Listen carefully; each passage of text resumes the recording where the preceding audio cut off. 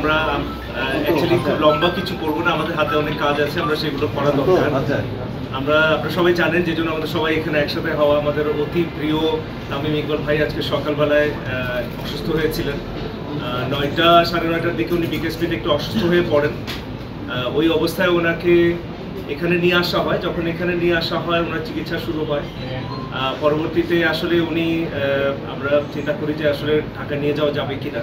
তো বিভিন্ন কারণে আসলে ঢাকা নিয়ে যাওয়া যায়নি, সেই ডিটেলস আসলে প্রয়োজনীয়। পরবর্তীতে ওনার অবস্থাটা বেশ ক্রিটিক্যাল হয়ে যায়। এই ক্রিটিক্যাল কন্ডিশনে আমাদের কাছে আবার আসেন এবং ওনার ওই ক্রিটিক্যাল কন্ডিশন থেকে যতগুলো চিকিৎসা প্রয়োজন সব কিছু করা হয়েছে এবং আল্লাহর রহমতে যে কন্ডিশনটা আসলে অনুকূলে আছে। এবং ওনাকে একটা আমরা বলি যে ওনার একটা হার্ট অ্যাটাক হয়েছে। এইটার জন্য একটা এনজিওপ্লাস্টি এবং একটা স্টেন্ট করা হয়েছে।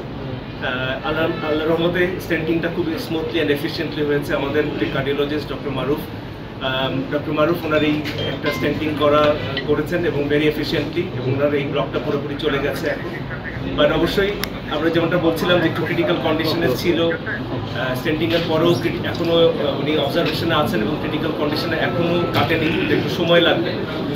আর আমরা সবাই ওনার জন্য প্রাণপণ চেষ্টা করছি এবং আপনারা সবাই দোয়া করবেন আমাদের প্রিয় তামিম ভাই যেন আমাদের মাঝে সুস্থ হয়ে ফিরে আসে এবং আবার খেলাধুলায় জয়েন করে। আপনাদের সবাইকে ধন্যবাদ। ওয়ালটন আবারও মিলিনিয়ার অফারে ওয়ালটন ফ্রিজ কিনে আপনিও হয়ে যেতে পারেন মিলিয়নিয়ার। মিলিনিয়ার ছড়াছড়ি দেশ জুড়ে, এটা শুধু ওয়ালটনই পারে।